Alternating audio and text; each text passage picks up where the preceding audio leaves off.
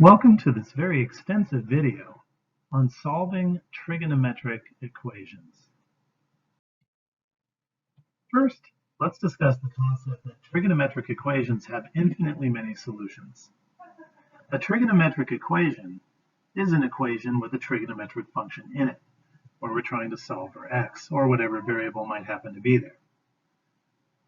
Now, the number one strategy that we use to solve trigonometric equations is our knowledge of the unit circle. They essentially turn out to be guessing problems in some sense. Our knowledge of the unit circle, if it's extensive enough, should remind us that these two values are solutions to this equation. In other words, you should be able to figure out that the sine of 7 pi over 6 is negative half, and that the sine of 11 pi over 6 is also negative half. So there should be 2 points on the unit circle that come to mind. It shouldn't really surprise us. After all, the sine of an arc length is its y-coordinate of its terminal point. Look at the bottom of the screen. These 2 points on the unit circle are the only 2 points that have a y-coordinate of a half. And so that's how I think about how I figure out it's 7 pi over 6 and 11 pi over 6 being solutions to this problem.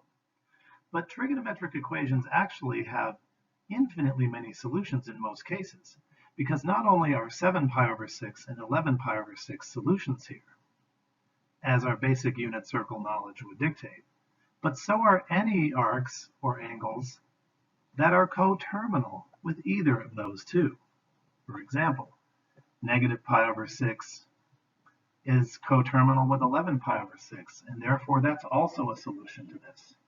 By the way, if you're like many students who say, well, 11 pi over 6 and negative pi over 6 are the same thing, not really.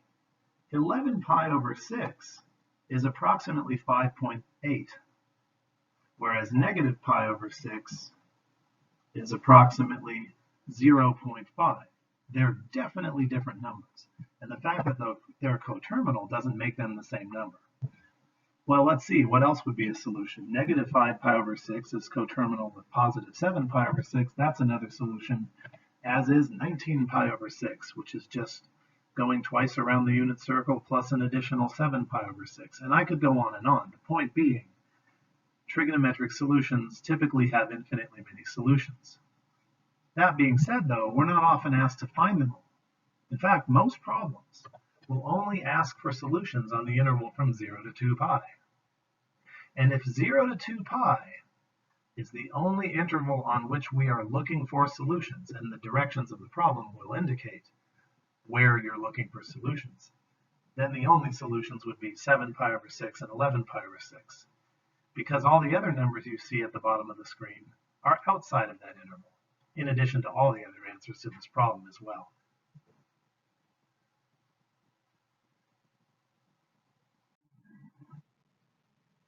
Let's look at an example. Suppose we're trying to solve for x here.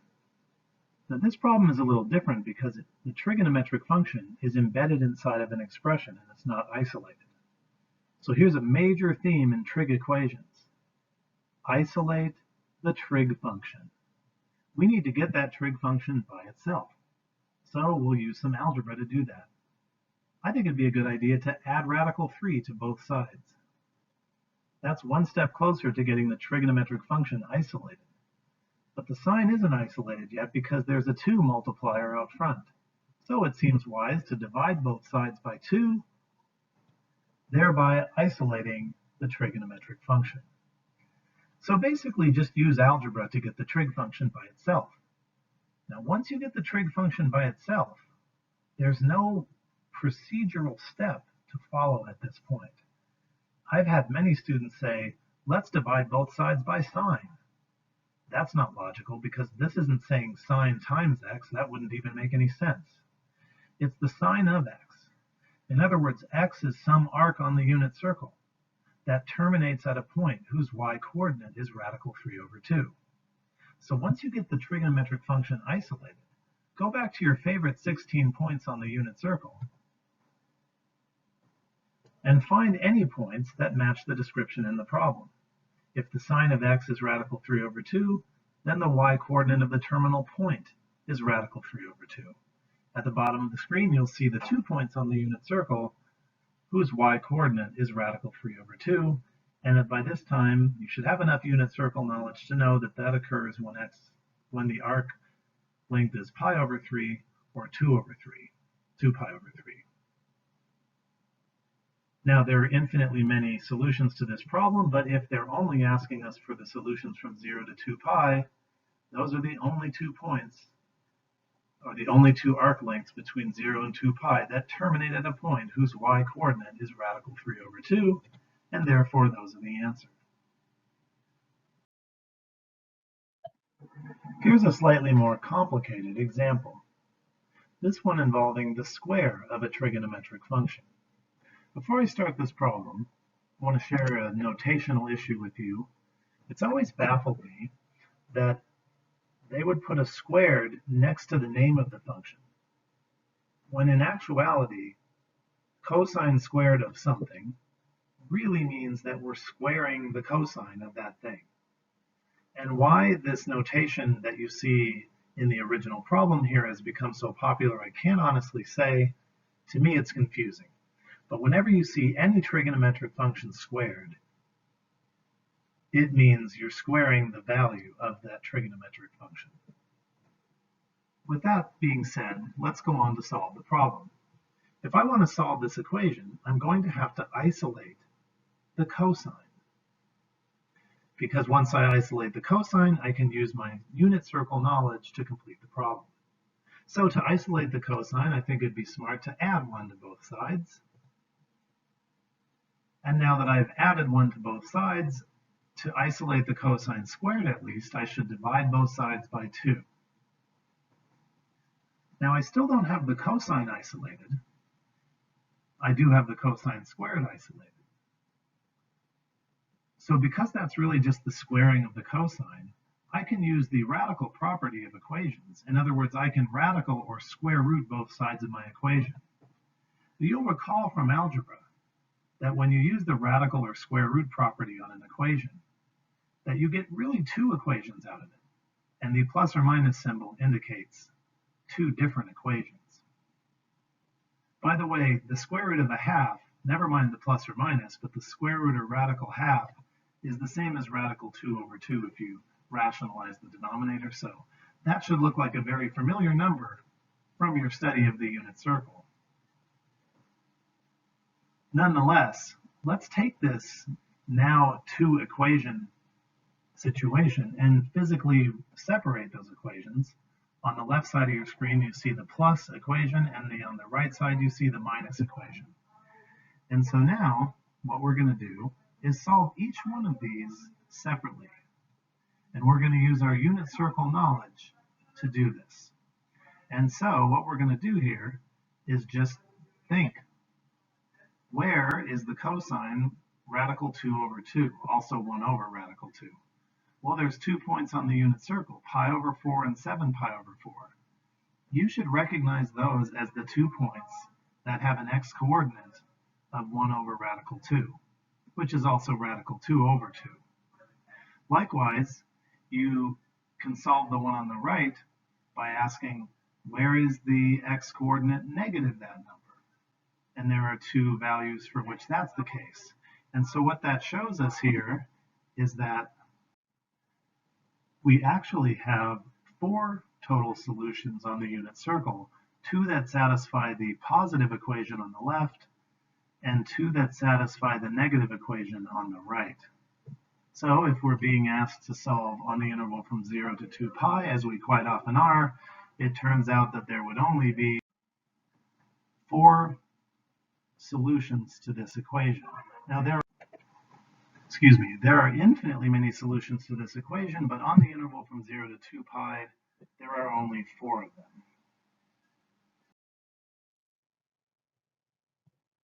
Let's increase the difficulty level a bit more and look at an even more complicated equation. Now there are 2 things that complicate this equation. One is the fact that we have a squared, and the other is the fact that we actually have 2 trigonometric functions in the same equation. Now, if the goal in general, not talking about this problem, but if the goal in general is to isolate the trigonometric function, the first natural question is, which trigonometric function do we isolate, and how would we even solve it, having another trigonometric function in its place? Well, there are some time-tested tricks that work on a problem like this. I'm going to show you what mathematicians have discovered over the last centuries. And I have to be honest and say that the strategies in this problem are something that I'm not sure I would have ever thought about. So some pretty advanced thinking went into these ideas, and now we've been using them for hundreds of years. So first of all, I'm going to deal with the sine squared. And I'm going to tell you how I'm going to deal with that right now. We all recall that the equation of the unit circle is x squared plus y squared equals 1. And that's important here because on the unit circle, the x in this equation, the one that's in purple, not the x in the original problem, the x in the equation on the left represents the x coordinate, and the y represents the y coordinate of some terminal point on the unit circle. But the x coordinate is the cosine by definition, and as the y coordinate is the sine. And so x squared plus y squared equals 1 is really just saying if we had any arc A, that this equation would hold and be true for that particular arc length based on the terminal point. Okay, fair enough. But if this equation is true, I could subtract cosine squared from both sides. And that would tell me that the sine squared of any particular arc is equal to 1 minus the cosine squared of that same arc. Now, why is any of this relevant? Well, look at the original problem at the top of the screen. Because of this discovery that you see on the left, the equation in the upper right can convert into 2 times 1 minus cosine squared. In other words, I've replaced sine squared with 1 minus cosine squared. Now, this might seem like a very strange thing to do. After all, by doing this, I've actually made the equation more complicated than it was to start with. But I'll tell you why it's not actually more complicated. We've actually made progress because now we have an equation with only cosines in it. And when you're solving a trigonometric function equation with two functions, a sine and a cosine, say, or a cosine and a tangent, you want to use whatever strategies you can to get rid of one of those so that your equation is all one function type. In this case, all cosines. So what I decided to do next was distribute the two, and that's going to enable me to move some terms around. But you still should be left with the same nagging question. If the goal is to isolate the trigonometric function, and I still have two of them, although one of them is a cosine squared and one of them is a cosine, how am I going to go about this? Well, one cool thing mathematicians have figured out is that when you have a trigonometric function and the square of that trigonometric function, that same trigonometric function, in the same equation, you can set up a factoring situation that will enable you to isolate cosine x. So here's what I'm going to do. I'm going to set my equation equal to 0. And you may want to pause the video here and confirm the algebra. But what I did is I added 2 cosine squared x to both sides, and I subtracted 2 from both sides, and rearranged the terms. Now, if you're seeing a problem like this for the first time, it's got to seem weird. But what mathematicians have discovered is if you set your equation equal to 0, it's actually going to lead to an isolation of the trig function. And how, you might ask? Well, because by setting an equation equal to 0, I can factor what's on the left side of the equation, and I can use those factors, along with the zero product property, to split this equation into 2, and that's where the isolating is going to come from. Now, it turns out If you factor the expression on the left side of the equation, you get this. I haven't told you how yet, but I encourage you to hit pause and convince yourself that that is the factorization.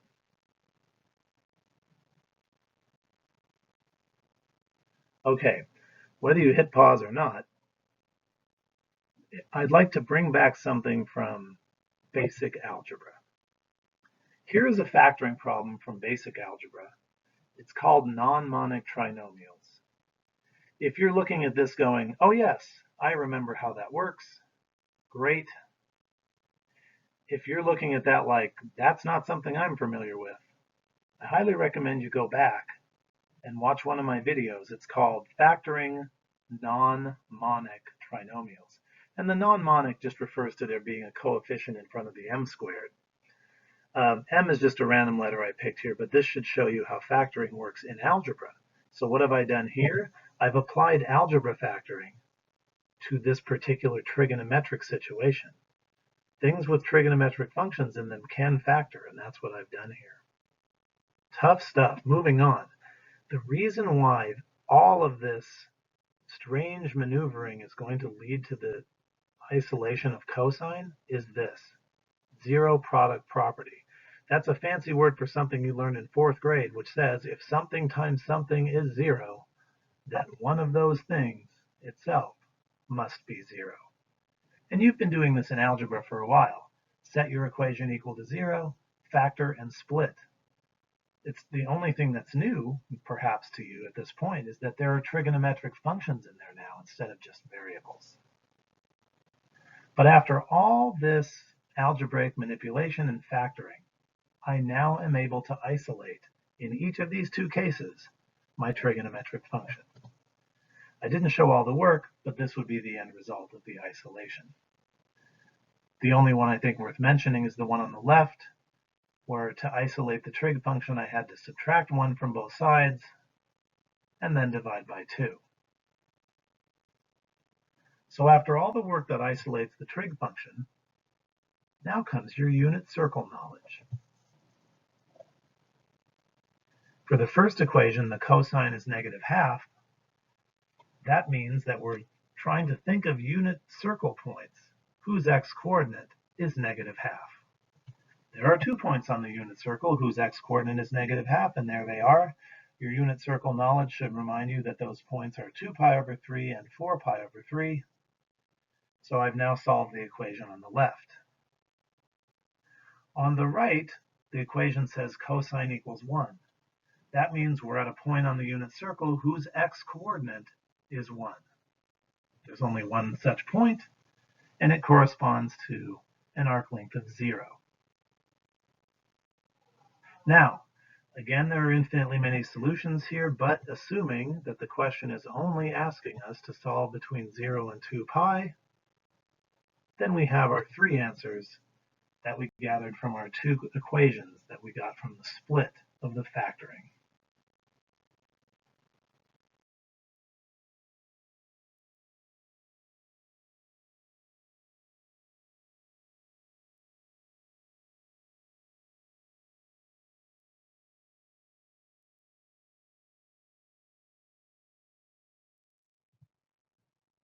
We're going to look at this example next.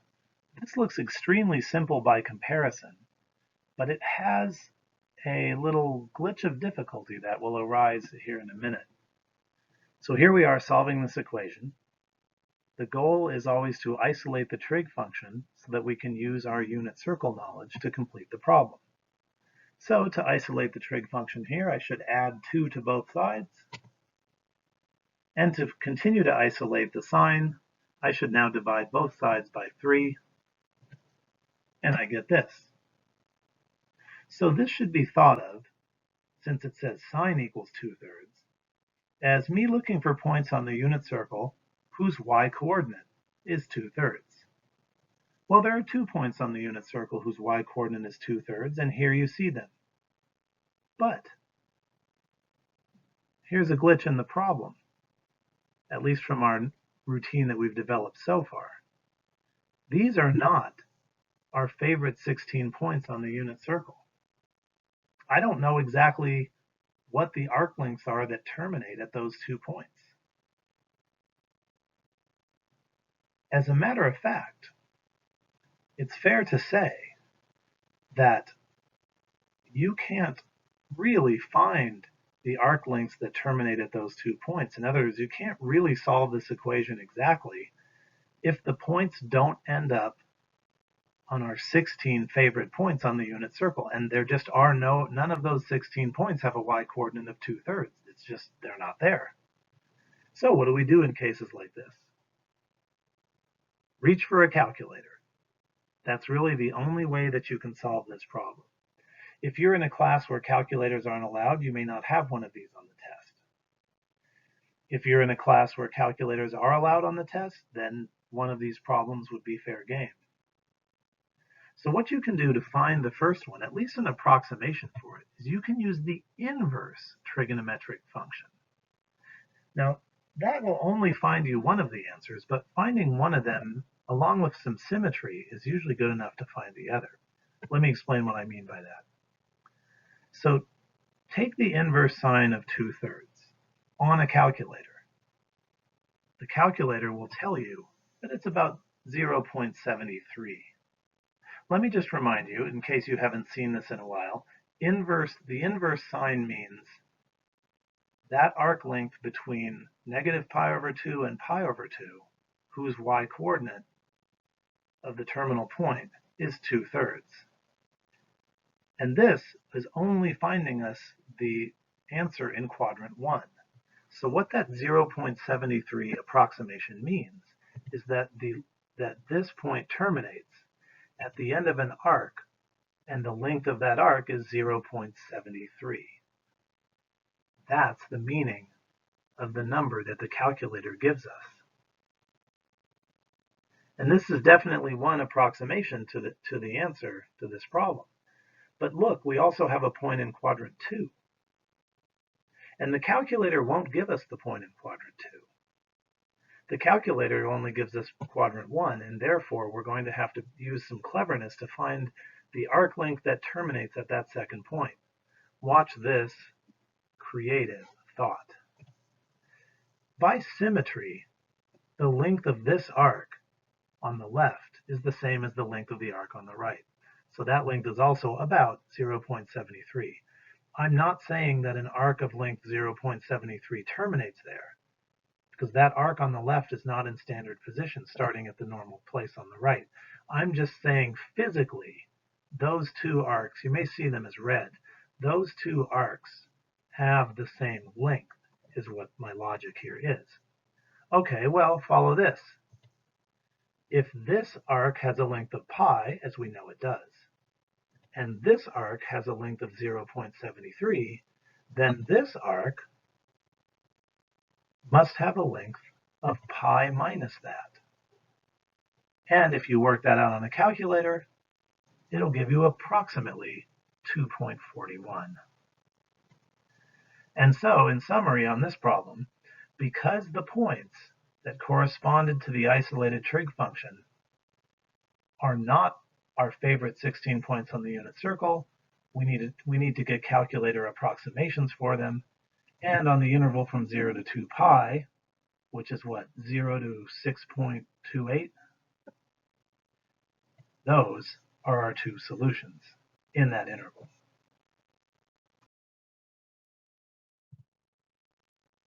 All right, here's another example. So here we find ourselves in that situation that we were in earlier. There are two trigonometric functions, and isolating one will not really help us because it will just be expressible in terms of the other. But at least in this problem, while I do have two trigonometric functions, they're both signed. You remember in the earlier problem where I replaced sine squared with 1 minus cosine squared? I don't think there's a good reason to do that here. I would just be making things worse. At least I have sines only in this problem. Now I have two appearances of sine, one squared and one not.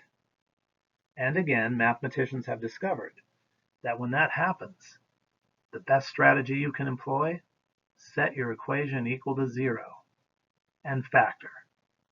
Just to be clear, I'm not saying set every trigonometric function equal to 0 and factor. What I am saying is, if you have the same trigonometric function and one of them is squared and one of them isn't, then setting that equation equal to 0 is the best thing you can do. And you can see here that I subtracted sine x from both sides. So how do I go about factoring this? Well, I have two terms. It's not a trinomial, so we're not going to factor it in that kind of algebraic way. But what I can do is factor a sine out of this expression. And by factoring out a sine, I get this. If your factoring skills are a little weak, you may want to hit pause and really think about this. But why is factoring so important? And why do I need a 0 so badly on one side of my equation? Those two elements are key to use the zero product property equation splitting. In other words, I need factors and I need an equal 0 to assert the following. If something times something is 0, then one of those two things must equal 0.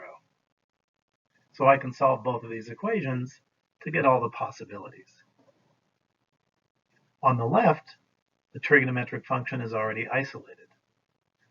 For the equation on the right, I should add 1 and divide by 2, which will ultimately give me this. And now that I've completely isolated the trigonometric function, or the sine, in both cases, I'm going to use my unit circle knowledge. On the left, the sine is 0, reminds me to look for points whose y-coordinate is 0. There are 2 points on the unit circle whose y-coordinate is 0, and there they are. The equation on the right reminds me to look for points on the unit circle whose y-coordinate is positive 1/2, and there are 2 such points as well there. Now again, there's infinitely many solutions to this equation at the top of the screen, because anything coterminal with 0, pi, 5 pi over 6, or pi over 6 is a solution for x in the original problem. But again, since the typical question only wants answers from 0 through 2 pi, those are our only 4 answers that satisfy the original equation. So far in this video, we've answered all of our trigonometric equations on the interval from 0 through 2 pi. That's not always what you're asked to do. You heard me say several times that trigonometric equations frequently or almost always have infinitely many solutions.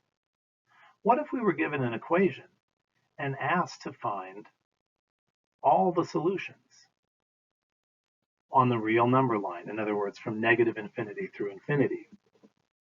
Well, I'll show you how we handle that situation right now. Remember this problem from earlier in the video, where when we were only focusing on the answers from the interval from 0 to 2 pi, we found that this equation had 2 answers. We've already done this problem in this video, so I won't go over the details again, but I'm just reminding you that we already did this and posing the question, what if we were given that same question, but asked for all the answers? Literally all of them. Well, anything that's coterminal with pi over 3 or 2 pi over 3 is a solution for this equation. But wait a minute, there's infinitely many things that are coterminal with pi over 3, for example. Likewise for 2 pi over 3. So how are we going to find, quote, all of them when there's a never-ending list? Well, mathematicians have invented a way for that.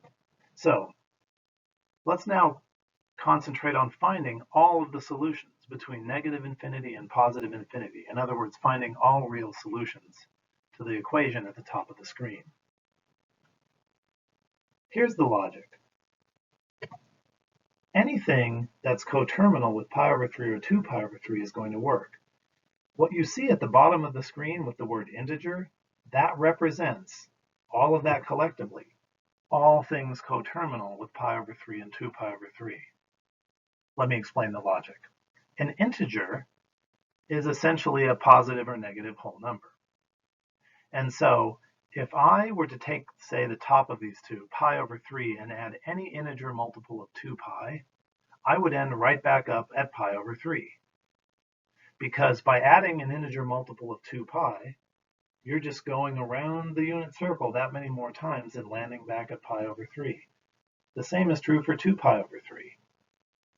So essentially, when I say we're finding all of them, what I really mean is we're writing out what you see at the bottom of the screen there, and just saying that any integer, if plugged into the word integer there, would give us yet another solution to this equation. And we can represent an infinite number of things by just using integer in the answer. And then you can imagine if the integer were 7, if it were 22, if it were 391, every different integer you could plug into either of these would give you a different answer. Collectively, all of those different answers put together are all of the answers to this problem.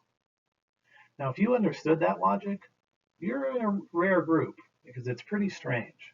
Most students at this point, they just accept, oh, I have to write plus integer times 2 pi at the end of my answers. And students aren't always sure why they're doing that, but that is what you do. A couple of things of note, though. First of all, we don't like the word integer in our answers. Not that it's wrong, but what we like to do in mathematics is put a single letter there. I don't know why K is one of the favorite choices, but it doesn't matter. We put a single letter there and say that that letter can be any integer as a comment off to the side. This really says the same thing, but it looks more mathematical to do it that way. So now what are we saying? We're saying all the solutions to this problem are generated by either of these two lines with any values of K plugged into them.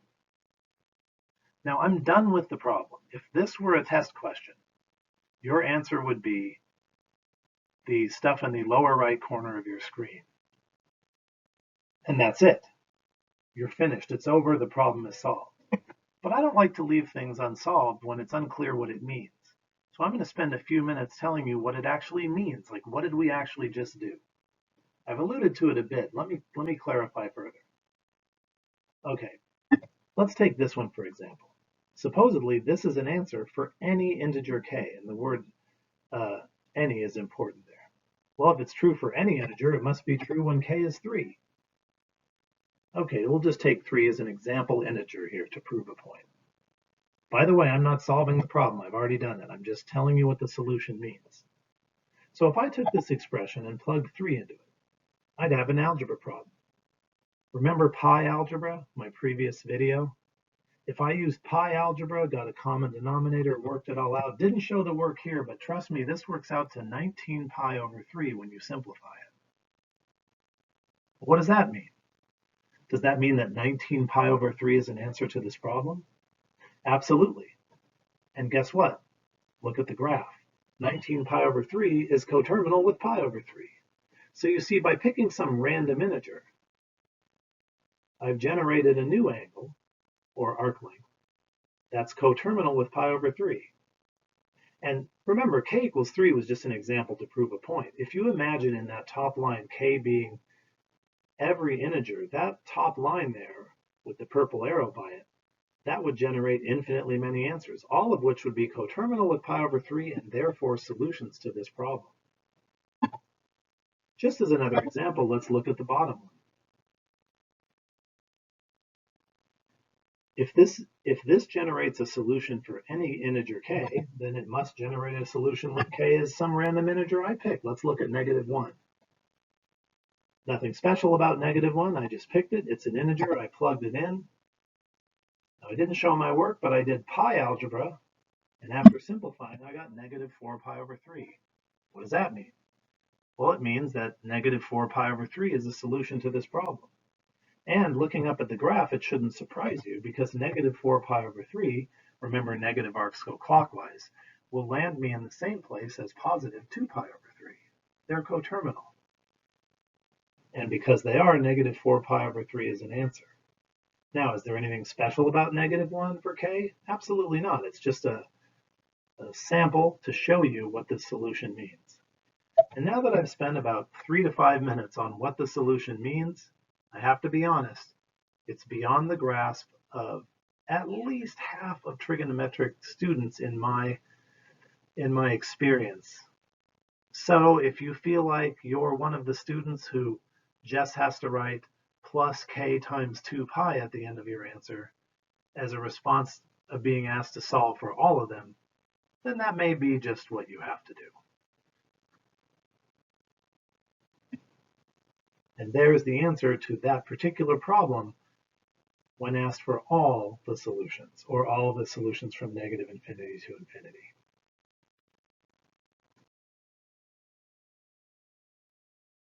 Let's look at another example where we have to find all the solutions to a trigonometric equation. Let's bring back an example from earlier in this video. This is probably the hardest problem we saw in the video, and earlier we did a ton of algebra to discover that this equation had 3 solutions on the interval from 0 to 2 pi.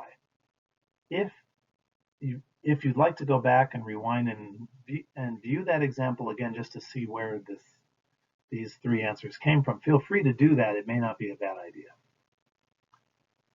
Now, that's not the point now. The point I'm getting at by bringing this up again is, what if they gave us this same equation, but they asked us to find all the answers to the equation, not just the answers on the interval from 0 to 2 pi?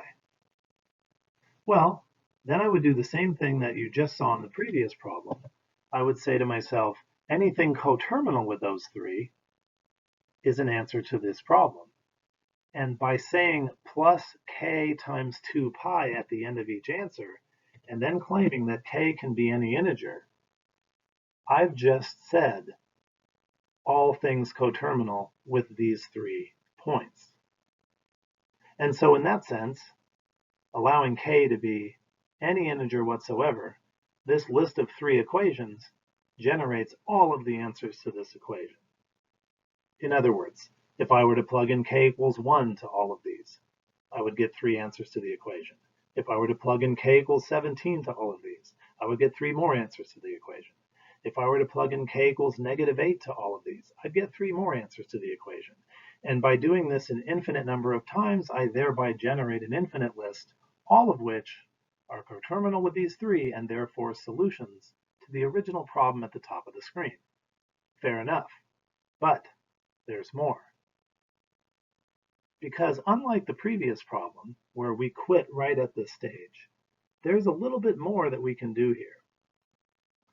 Oh, side note, you see the answer 0 plus k times 2 pi, representing infinitely many answers. Rule from third grade kindergarten, 0 plus anything is itself, so I don't think it's very efficient to put the 0 there. Nonetheless, there is more to be done here, and you might wonder why that's the case. Well, unlike the last problem, I can think of this problem in a very special way. Look at the 2 graphs that represent the 3 possible terminal points for solutions to this equation. I'm going to put them in one graph just to get a better visual here. What this problem has concluded is that any arc length that terminates at any of those 3 points is a solution for x in the original problem. Okay, we know that already. But what you may or may not realize by looking at it this way on a single graph is that those answers are evenly distributed around the circle. Why does that matter? Well, it turns out if the answers are evenly distributed around the unit circle, I can express my answer in a simpler way.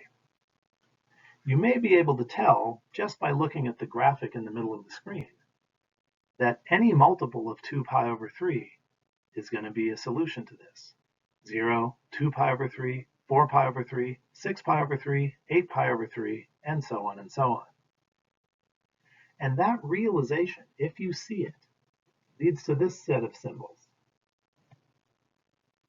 And this just indicates any multiple of 2 pi over 3 is a solution to this equation.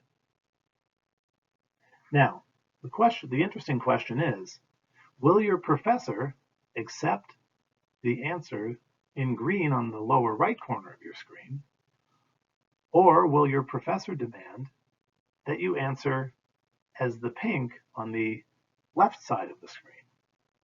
That I can't say, but I can tell you that both of these answers are correct, the green and the pink, or the left and the right, and that one of them is just simpler and nicer and neater than the other.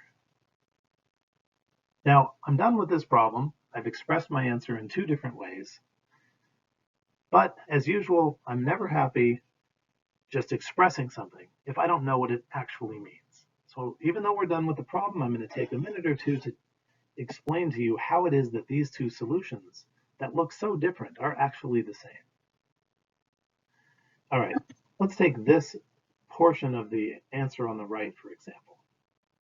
Now, whatever value of k I plug in there, I should get a solution to the original equation as long as k is an integer.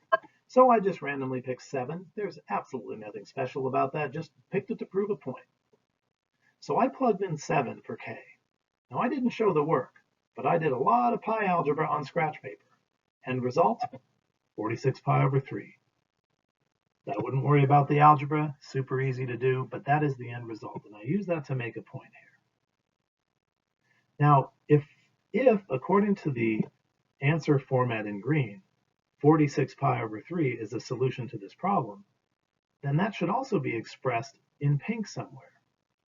But it turns out it is.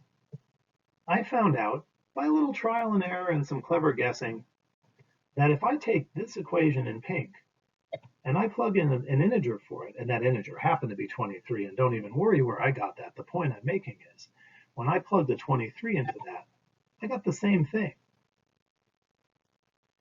And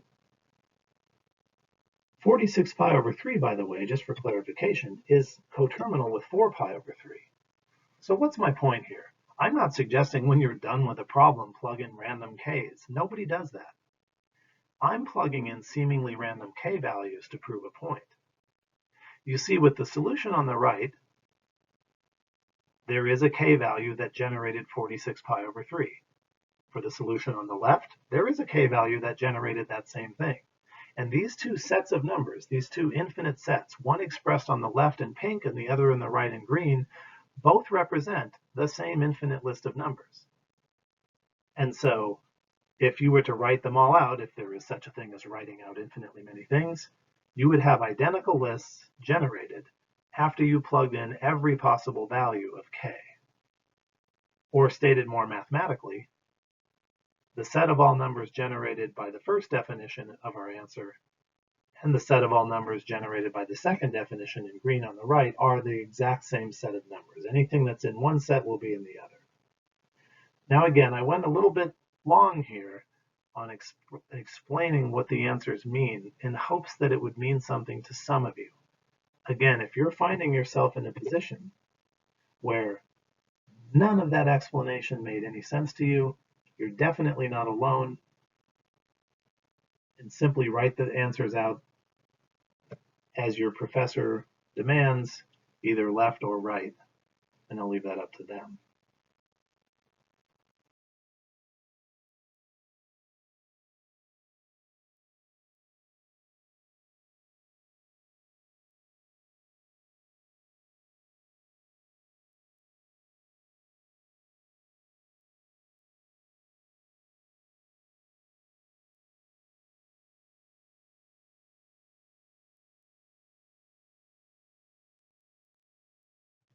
And our last topic of the video is arguments other than x. And I'll tell you what I mean by that. Let's look at this example. The argument is the thing inside of the trigonometric function. And in this case, you'll notice there's an argument of 3x. Now, if you were to rewind this video and look at the argument of every single problem we've done, the argument is always just a letter. Not that it has to be x. It could be any letter of the alphabet, but it's been a single isolated letter. But now, I'm completely changing the rules of the game by putting an algebraic expression as my argument that isn't a single letter. So how do we handle a situation like this? Well, what I like to do when I have an algebraic expression as the argument to my trigonometric function, I like to replace that with a new letter. Now, it doesn't have to be a Greek letter theta. It can be a new letter of your choosing. So I'm going to replace 3x with theta. If you see it in red, notice the red. If not, notice I changed the argument from 3x to theta. Now, some students are freaked out by Greek letters. And if that's you, just put an A there. It doesn't have to be a Greek letter. Nonetheless, I'm going to do that. Now, the equation on the right is easier to deal with because the argument of the trigonometric function is a single letter, and I can represent or think of that as an arc length now. So let's ignore the equation on the left for the moment and solve cosine of theta is negative radical 3 over 2. So your unit circle memory will remind you that there are 2 points on the unit circle whose x-coordinate is negative radical 3 over 2. And there they are, 5 pi over 6 and 7 pi over 6.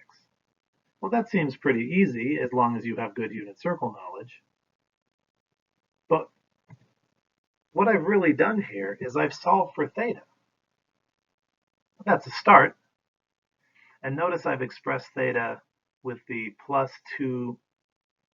k times 2 pi on the end of each, where k is any integer, to represent not only the 2 answers I found for theta, but the infinitely many answers I found for theta. So now I've found infinitely many answers for theta. Great.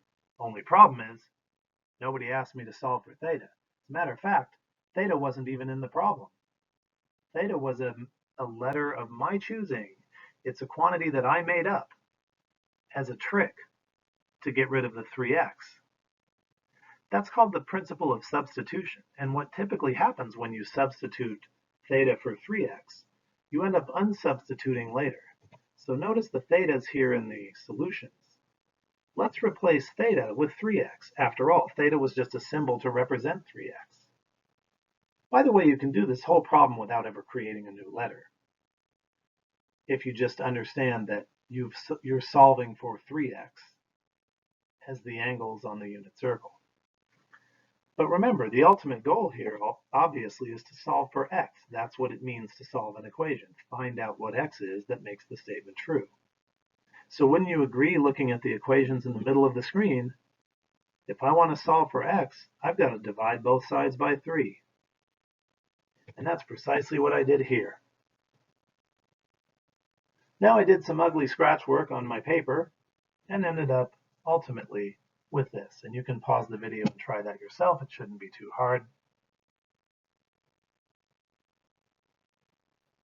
Now what I've done here is I've used the principle of substitution, replacing 3x with theta, solving for theta, and then reintroducing 3x in its place to ultimately solve for just x. And if I can state that k is any integer, then I've now solved for all solutions to the original problem. So it doesn't seem too bad. All that it really comes down to is if there's an algebraic expression like 3x as the argument of a trigonometric function, just think of that as the whole angle, solve for that angle, and then do the algebra necessary, like in this case divide by 3, to further solve for x when you're done. Now, I have one more thing to add about this problem before the video concludes. Here's the answer, by the way. Question: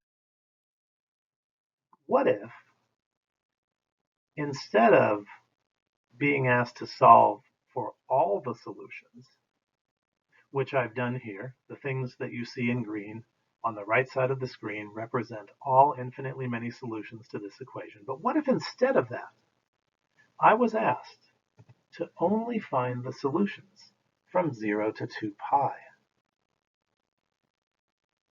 Well, ordinarily, it wouldn't be as challenging, but when there is an argument other than a single variable, you have to solve for all infinitely many solutions before you can solve for the interval from 0 to 2 pi. And this is backwards of everything we've seen in the video. We started this video by solving from 0 to 2 pi, and then saying, oh, and we can extend that to the real number line by just adding any integer multiple of 2 pi to that. But when the argument isn't a single letter, it changes things dramatically. Follow me on this mental journey and you'll see why. This line here represents an infinite number of values. As k ranges over all the integers, we get different answers for that expression, each of which is a solution to this problem. Now, just to illustrate what that might look like, I've plugged in every k value from -2 to +4. I'm not suggesting those are the only integers in the world. That's just all I had room for on my screen. Okay, so I plugged -2 into that expression. I did some ugly work on my scratch paper and got this. Then I plugged in k equals -1, and I did some ugly work on my scratch paper, and I got this. Tons of scratch paper later, just to convey a thought to you, I worked out all this stuff. But what does this stuff mean here that you see at the bottom of the screen? All of these angles, all of these values of x, if plugged back into the original problem, do give you a correct answer.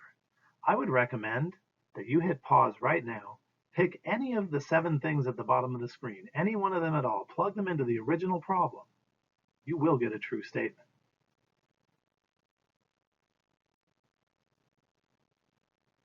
So whether you did that or not, let's continue. I've just found 7 answers to this equation, and it's by no means all of them because there's infinitely many. But just to illustrate something, there are 7 of them. Okay, now let's take the bottom representation of another infinite set of answers and do the same thing. When you plug -2 in for k there and do a ton of messy work, you will eventually get this. Then when you plug -1 into that same expression for k and do a bunch of messy work, you will get this. And if you continue to plug in values of k, you'll get a bunch of things. Now, all 14 numbers at the bottom of this screen are solutions to this equation. And we don't normally write them out. If we want all infinitely many solutions, we just write the thing in green in the upper right corner and we say, there they all are. But the challenge here is, what if we only want the ones from 0 to 2 pi? Well, doesn't the question then become, which of all of the things at the bottom of the screen or other possibilities that we might get from different k values, which of them lie in the range of 0 to 2 pi? Well, let's start by eliminating some of them that don't. And by the way, if you're wondering right now, do I have to plug in a bunch of different k values to find answers between 0 and 2 pi? Yeah, pretty much. Pretty much you do. So let's analyze them. Let's start with this one here. You may see a color change. It's 41 pi over 18. Look at that one. It's definitely an answer to this equation, but is it as requested on the interval from 0 to 2 pi? Well, it turns out it's bigger than 2 pi. Think of it this way. Look at that fraction. 18 goes into 41, 2 point something. Therefore, that could be expressed as 2 point something times pi, and therefore bigger than 2 pi. So while that is an answer to the equation, it's not an answer we want on the interval from 0 to 2 pi. And for the exact same reason, all of these answers, you may have seen a color change, 53 pi over 18, 47 pi over 18, and 59 pi over 18. They all, as well, are greater than 2 pi. And remember I stopped at k equals 4 because I ran out of room? Stands to reason if I plugged in k equals 5, k equals 6, and so on, I'd get something even bigger, and therefore generate more answers bigger than 2 pi, which are correct, but I don't want answers bigger than 2 pi right now, so I'm going to eliminate not only those 3, but anything that would have been to the right of them on these infinite lists. Now let's analyze the other side of these infinite lists. You'll notice the 4 numbers on the left are negative. Negative numbers aren't between 0 and 2 pi. And if I went deeper into the negatives for k, I think I started with k equals -2, but if I went down to -3 or -4 or -5, I would just generate more negative answers. But I don't want negative answers because of the directions of this problem, and therefore these 4 numbers and everything that would be to the left of them are also excluded. Not that they're not answers to the equation, but they're not between 0 and 2 pi. And so finally, the 6 numbers you see remaining are between 0 and 2 pi, and therefore those are the 6 solutions that lie between 0 and 2 pi on this problem. It's worth mentioning here as we conclude that the act of plugging in a bunch of different values for k to see which ones lie between 0 and 2 pi is only necessary if in the original problem the argument was something other than a single letter, because when that happens, you never know which ones are going to lie between 0 and 2 pi without plugging in a bunch of k's and doing a little discovery. And that concludes this very challenging video on solving trigonometric equations.